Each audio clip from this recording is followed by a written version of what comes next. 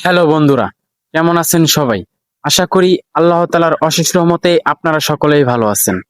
দেশ ও দেশের বাহিরে যে যেখান থেকে আজকের এই ভিডিওটা দেখছেন, সকলকেই স্বাগত জানিয়ে আজকের এই ভিডিওটা শুরু করতে যাচ্ছি।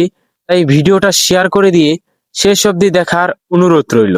আমি কিন্তু এখন দুইটি দেশের জিরো পয়েন্ট অর্থাৎ ভারত আর বাংলাদেশের জিরো পয়েন্ট দিয়ে হেঁটে হেঁটে যাচ্ছি।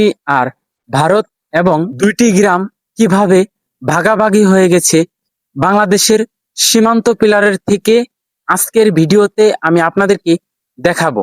এদিকেই হচ্ছে ভারতের গ্রাম আর সামনেই হচ্ছে বর্ডার পিলার, যেটি 1947 সালে দুইটি দেশকে ভাগাভাগি করে দিয়েছে।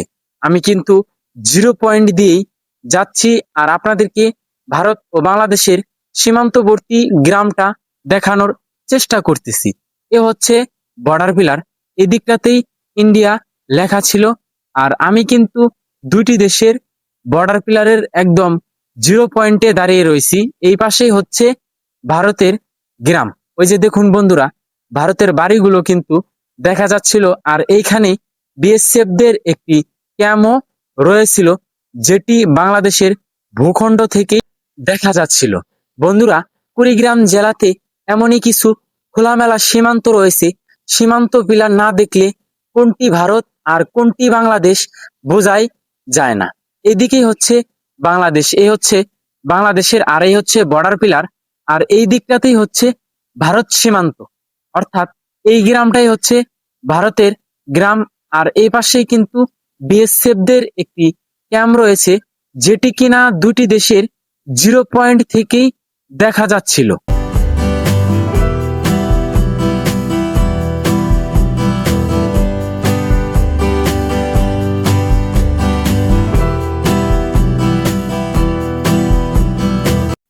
বন্ধুরা, ওই সীমান্তটা দেখানোর পরে আমি কিন্তু আরেকটি সীমান্ত পিলার আপনাদেরকে দেখাতে নিয়ে যাচ্ছি দুইটি দেশের জিরো পয়েন্ট দিয়ে।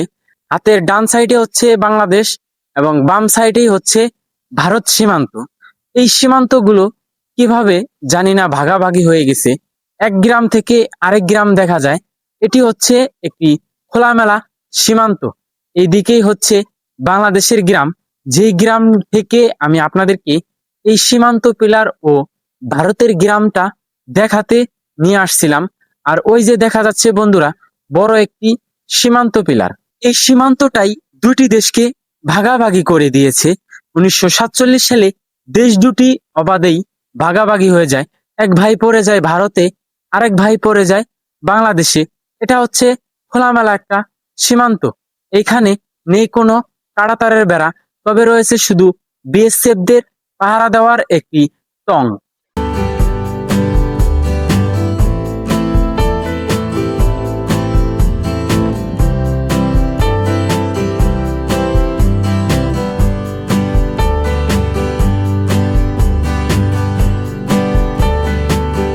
মতোই অবাক হয়ে যাবেন।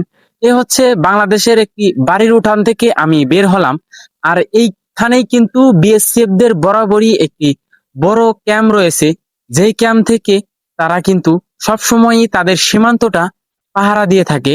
আর ওই যে দেখুন বন্ধুরা, বিএসএফদের টং কিন্তু বাংলাদেশের ভূখণ্ড থেকে দেখা যাচ্ছিল। এই হচ্ছে সীমান্তবর্তী একটি বাংলাদেশি গ্রাম, যে গ্রামের বাড়ির উঠান থেকেই ভারত সীমান্ত শুরু। আমি কিন্তু এখন জিরো পয়েন্টে দাঁড়িয়ে আছি আর আপনাদেরকে এই ক্যাম্পটা বিভিন্ন জায়গা থেকে জুম করে দেখানোর চেষ্টা করতেছি। জানি না কতটুকু এই মোবাইল ফোন দ্বারা আপনাদেরকে ভিডিওতে দেখাতে পারবো। আসলেই এই সীমান্তগুলো ভিডিওর মাধ্যমে ওইভাবে দেখাও যায় না।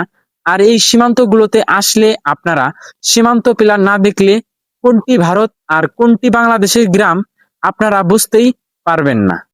গ্রাম বাংলার এই সৌন্দর্য দেখাতে দেখাতেই আপনাদেরকে এই সীমান্তটা আজকে ঘুরে ঘুরে দেখালাম। আমি জানি না আপনাদের কাছে কতটুকু ভালো লাগবে।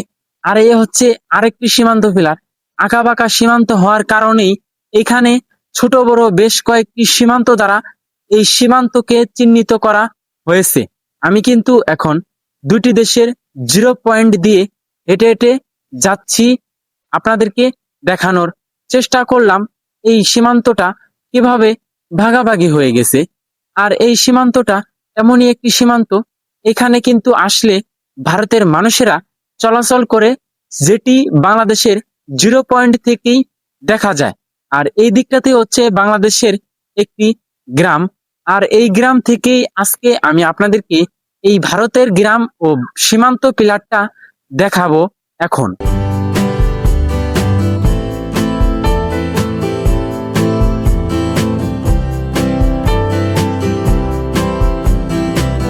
বন্ধুরা, অনেক কথা বলতে বলতেই আরেকটি সীমান্ত আমি আপনাদেরকে দেখাতে নিয়ে আসলাম, যেটি হচ্ছে অদ্ভুত একটি সীমান্ত।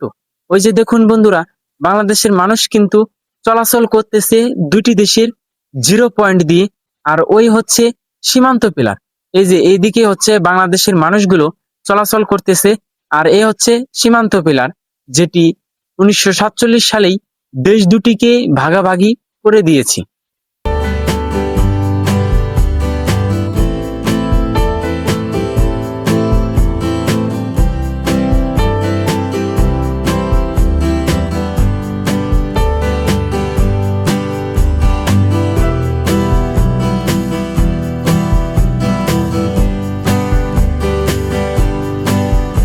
বন্ধুরা, আমি জানি না আপনাদেরকে আজকের এই ভিডিওটা কতটুকু ভারত ও বাংলাদেশ সীমান্ত দেখাতে পারলাম। আজকের এই ভিডিওটা এখানেই শেষ করতে হচ্ছে। দেখা হচ্ছে পরবর্তী নতুন কোনো এক এপিসোডে। সে পর্যন্ত সকলেই ভালো থাকবেন, সুস্থ থাকবেন। আল্লাহ হাফেজ।